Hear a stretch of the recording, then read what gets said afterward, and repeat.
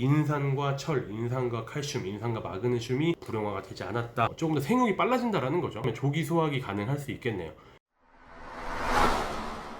안녕하세요. 농사백단 박세진입니다. 다시 또 인사를 드리네요. 이번 시간에는 이제 폴리인산에 대해서 좀 얘기를 나누도록 하겠습니다. 폴리인산이 뭔지, 폴리인산은 시중에 나와 있는 모든 폴리인산들이 다 같은 폴리인산인지 그 부분 한번 같이 얘기하는 시간을 가져보면 좋을 것 같아요. 오늘 나눌 얘기는 이제 폴리인산의 구조, 폴리인산이 뭐냐, 폴리인산의 구조의 차이점은 어떻게 발생하는지, 그리고 폴리인산 칼륨, 폴리인산 나트륨, 폴리인산만 들어있는 제품은 사실 없죠. 뭐 예를 들어 칼슘 비료다 하면 칼슘이랑 뭔가랑 또 붙어 있고, 뭐 칼륨 비료다 그러면 이제 칼륨이랑 뭔가가 또 붙어 있잖아요. 염화칼륨, 뭐 황산칼륨, 질산칼륨 이런 식으로. 폴리인산 같은 경우는 주로 이제 칼륨이랑 붙어 있거나 나트륨이랑 붙어 있습니다. 그러니까 이제 폴리인산 칼륨이나 폴리인산 나트륨은 어떤 차이가 있을지, 그리고 폴리인산의 함량 부분도 저희가 한번 얘기를 해볼게요. 이거 다 들으시고 이제 어떤 폴리인산을 선택해야 될지 오늘 영상에서 많은 도움 받으셨으면 좋겠습니다. 자, 폴리인산의 구조 나오는데요. 인산 이렇게 하나 인산을 저희가 정인산이라고 하죠. 폴리가 이제 사슬이라는 뜻인데요. 그러니까 정인산 자체가 이렇게 사슬처럼 연결되어 있는 게 바로 폴리인산인 거죠. 근데 문제는 이런 정인산이 사슬로 3가닥이 연결되어 있어도 폴리인산, 뭐 5가닥이 연결되어 있어도 폴리인산, 뭐 100가닥이 연결되어 있어도 폴리인산이라는 거죠. 많이 달라붙어 있으면 많이 달라붙어 있을수록 좋을 것 같다라고 이해해 주시면 될 것 같고요. 그러면 폴리인산이라 뭐 여기도 폴리인산 들어있고 여기도 폴리인산 들어있는데 똑같은 폴리인산일까? 그 부분을 저희가 생각을 해봐야 되는데요. 폴리인산은 이제 구조에 따라서 차이가 발생을 합니다. 뭐 쉽게 얘기해서 제품의 안정성이라든가 제품이 이제 변하지 않고 계속 안정적으로 뭐 품질이 유지가 되면서 양분을 공급을 하는 그런 유효도 같은 것이 분명히 다르게 나타나는데요. 그 부분이 사실 pH 때문이에요. 근데 제일 염두에 둬야 되는 게 이제 pH가 좀 산성 아래로 떨어졌을 때, pH가 산성 아래로 떨어졌을 때 사실 이제 폴리 구조, 사슬 구조가 굉장히 쉽게 깨진다라고들 해요. 그러니까 대조폴리인산이 있고 야라폴리인산이 있는데 그걸 비교를 해보면 대조폴리인산은 좀 중성에서 약산성으로 갔을 때 뭐 용액이라든가 토양이라든가 뭐 마찬가지죠. 어쨌건 폴리인산이 있는 그 배지라든가 땅들이 약산성으로 갔을 때, 물들이 약산성으로 갔을 때 이 폴리, 사슬 구조가 쉽게 깨지는 형태가 나타납니다. 야라의 폴리인산 같은 경우는 뭐 실제로 이게 잘 깨지지 않습니다. 뭐 그렇다고 이게 그러면 뭐 1년 갈 거냐 2년 갈 거냐 뭐 그런 부분은 적어도 솔직히 공언은 못 드리지만 뭐 비료를 했는데 1년이나 2년 있다 이제 비료를 보실 리는 없잖아요. 그죠? 뭐 길게는 짧게는 뭐 바로 일주 후에, 뭐 길게는 무슨 뭐 2달 후에 3달 후에 이렇게 비료를 보셔야 되는데 그 기간 내에는 사실 이 사슬 구조가 그렇게 쉽게 깨지지 않는다. 약산성 구조에서는 야라폴리인산은 그런 특징이 있고요. pH의 약산성을 얘기했는데 pH가 좀 알칼리성으로 갔을 때도 얘기를 해야 됩니다. 뭐 여기 보시면은 그냥 일반 폴리인산, 뭐 야랗게 아닌 폴리인산 보시고 pH 체크한 게 7.8 이 정도 나오네요. 이제 알칼리성이 됐죠. 이제 야라폴리인산은 그거보다 pH가 조금 더 높은 8.26입니다. 이제 폴리인산의 사슬 구조가 붕괴되었을 때 이렇게 pH가 높아지게 되는 경우에서는 혼탁액이 발생하는데요. 혼탁액 같은 경우는 인이랑 칼슘, 인이랑 철, 인이랑 마그네슘 그런 친구들이 이제 결합을 한 거예요. 뭐 결합을 해서 불용화가 됐으니까 당연히 흡수가 안 되겠죠. 상대적으로 왼쪽 친구는 조금 더 혼탁한 거 보실 수 있고 오른쪽 친구는 덜 혼탁한 걸 보실 수 있습니다. 덜 혼탁하다는 얘기는 이렇게 강한 알칼리 조건에도 7.8보다는 8.2가 강하니까요. 강한 알칼리 조건에도 구조적인 안정성이 유지가 되면서 이 사슬 구조가 붕괴가 되지 않았기 때문에 인산과 철, 인산과 칼슘, 인산과 마그네슘이 불용화가 되지 않았다라고 이해해 주시면 되고요. 그렇기 때문에 인산 흡수의 효율성도 높아질 뿐더러 인산과 같이 불용화가 안 됐기 때문에 마그네슘, 칼륨, 철 등의 양이온의 흡수 효율도 좋아진다는 점이 있죠.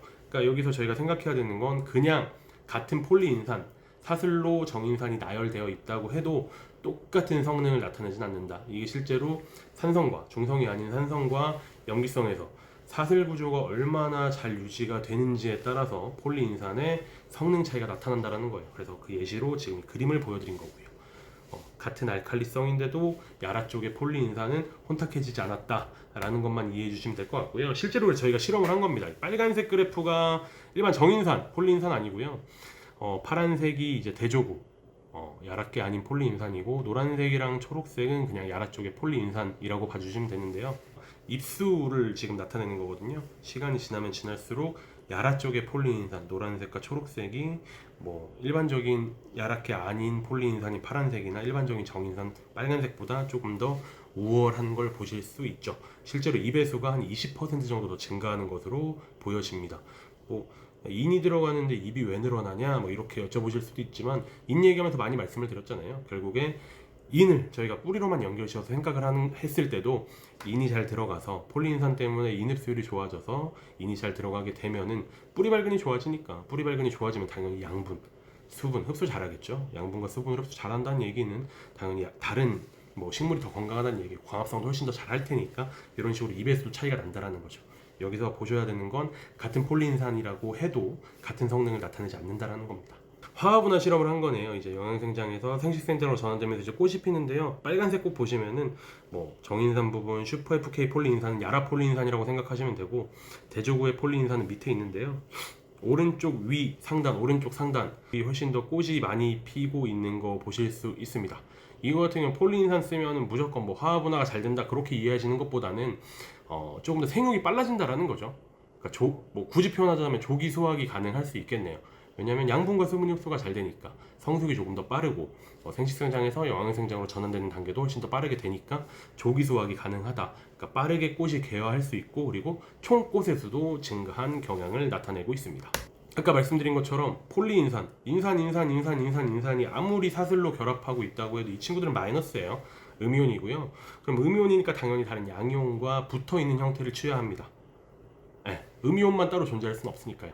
그럼 양이온 중에 제일 붙이기가 무난했던 게 바로 칼륨과 나트륨이고요. 시중에 나와 있는 폴리인산은 대부분 이제 폴리인산 칼륨, 뭐 좀 쉽게 말해서 폴리인산 가리 또는 이제 폴리인산 나트륨이라고 이해해 주시면 될 것 같아요. 그러면 결국에 폴리인산 들어가는 거 똑같다고 가정을 했을 때 양이온인 칼륨과 나트륨의 차이가 있는 거잖아요. 그러면 칼륨이 좋을까, 나트륨이 좋을까? 이제 칼륨 같은 경우는 3대 다량원소죠. 3대 다량원소 질소, 인산, 칼륨이잖아요. 그래서 칼륨 같은 경우는 뭐 뿌리의 발근도 도와주고 과실의 비대도 도와주고 뭐 양수분의 이동 통로도 되고 칼륨 같은 경우는 뭐 수분 흡수에도 뭐 관여를 하고 뭐 그런 거 다 차지하더라도 칼륨은 3대 영양소고 나트륨은 3대 영양소가 아니지 않습니까? 칼륨이 조금 더 중요한 역할을 하겠죠. 그래서 폴리인산과 칼륨, 폴리인산과 나트륨을 비교를 해봤을 땐 폴리인산 자체는 칼륨이랑 붙어있는 형태가 조금 더 작물의 생육에 유리하겠구나 라고 생각해 주시면 될 것 같고요. 또 나트륨의 단점이 또 있죠. 나트륨 같은 경우는 인산 공급이 이루어지지만 폴리인산 나트륨은 인산 공급하는 동시에 어쨌건 나트륨도 공급을 하잖아요. 근데 식물체가 나트륨을 그렇게까지 쉽게 흡수를 하진 않습니다. 흡수하지 않은 상태에서 나트륨은 땅이나 배지에 집적이 되기 때문에 염류집적 현상이라든가 나트륨 과다 현상이 나타날 수 있고요.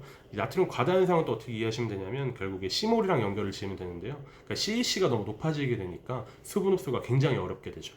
네. CEC를 높이는 가장 또 주된 영양소 중에 하나가 바로 나트륨입니다. 네, 그래서 나트륨을 넣은 배지는 C몰 값이 굉장히 높게 나오는 경향을 나타내기도 합니다. 그래서 나트륨 같은 거 씻어내려고 뭐 칼륨, 칼슘 같은 거 배지 버퍼링 할 때 많이 주시는데 그 부분을 참고하시면 나트륨보다는 칼륨 쪽 들어간 게 조금 더 도움이 되겠구나 라고 생각을 해주시면 될 것 같고요. 그리고 이제 시중에 판매되는 대부분의 폴리인산 나트륨 같은 경우를 저희가 좀 이제 분석을 해보면요. 폴리인산이 이제 세 가닥으로 되어 있더라고요. 그러니까 정인산이 세 가닥 이렇게 붙어 있는 사슬 구조를 가지고 있는데요. 세 개가 붙어 있기 때문에 트리폴리인산 나트륨, 그러니까 3인산 나트륨이라고 할 수 있는데 이 친구들은 결국에 폴리인산 효과가 조금 떨어질 수밖에 없죠. 그러니까 세 가닥 붙어 있는 것보다는 아까 제가 서두에 말씀드린 것처럼 세 가닥보다는 5가닥, 6가닥이 조금 더 좋을 테니까요. 반면에 야라의 슈퍼 FK 폴리인산은 사슬 구조가 길고 효과가 검증된 폴리인산 구조를 가지게 되었다고 자료가 나오는데요. 슈퍼 FK 폴리인산 같은 경우 지금 국내에 유통되는 게 FK30 제품인데 이 중에 이제 70% 정도는 저희가 검증된 폴리인산을 쓰고 있다고 보시면 될 것 같고 30% 정도는 더 좋은, 더 개량된 슈퍼 폴리인산을 쓰고 있어서 그냥 일반적인 3인산 나트륨, 그러니까 인산이 3개 붙어 있고 나트륨이랑 같이 있는 폴리인산 나트륨보다는 조금 더 인산의 흡수율이 더 많이 개선되어 있다. 그리고 칼륨이 추가로 들어갈 수 있는 장점이 있다라고 이해해 주시면 될 것 같습니다. 그래서 뭐 똑똑한 소비자라면 당연히 그냥 폴리인산만 보고 사시는 것보다는 실제로 폴리인산이 얼마나 포함이 되어 있는지, 이게 칼륨이랑 붙어 있는지 나트륨이랑 붙어 있는지 그런 걸 꼭 한번 따져보셨으면 좋을 것 같고요. 이제 마지막으로 폴리인산 함량인데요. 결국 저희 제품이네요. 야라밀라 컴플렉스의 토경용 비료죠. 야라테라, 크리스탈론 이제 관주용 제품입니다. 질소, 인산, 칼륨이 다 물에 녹는 관주용 제품이고 뭐 제나란 제품도 있고 베가란 제품도 있는데 제나란 제품 이제 예로 보여드리고 또 이제 액상, 인산, 칼륨이죠. 야라테라 슈퍼 FK30. 이 제품 같은 경우는 실제로 양액 시스템에도 적용이 가능하고 양액뿐만이 아니라 밝은제 개념으로 생각을 하셔서 원액, 과수하시는 분들께서도 많이 사용을 하고 계십니다. 참여하시는 분들께서도 많이 사용하고 계시고 근데 이제 폴리인산 함량을 보면은 야라밀라 컴플렉스 같은 경우는 폴리인산이 25%에서 30% 들어가 있습니다. 그러니까 전체 인산 함량 중에 폴리인산이 들어간 게 30% 정도 봐주시면 될 것 같고 크리스탈론 제나 관주용 제품 같은 경우는 폴리인산 슈퍼 FK 폴리인산이네요. 아까 제가 말씀드렸죠. 그냥 폴리인산보다 훨씬 더 사슬 가닥이 길다. 그러니까 그냥 폴리인산이 뭐 3가닥 붙어 있다면 슈퍼 FK 폴리인산은 가닥수가 더 많다. 그게 50%입니다. 인산 함량 중에 50%고요. FK30 같은 경우는 인산 칼륨이니까 인산이랑 칼륨만 들어있는데요. 그 중에 인산이 70%는 폴리인산, 30%는 슈퍼폴리인산 들어있다라고 보시면 됩니다. 야라 같은 경우는 폴리인산 함량 이런 식으로 투명하게 공개를 하고 있다. 까지 말씀을 드리고요. 이번 영상은 마무리하도록 하겠습니다. 감사합니다.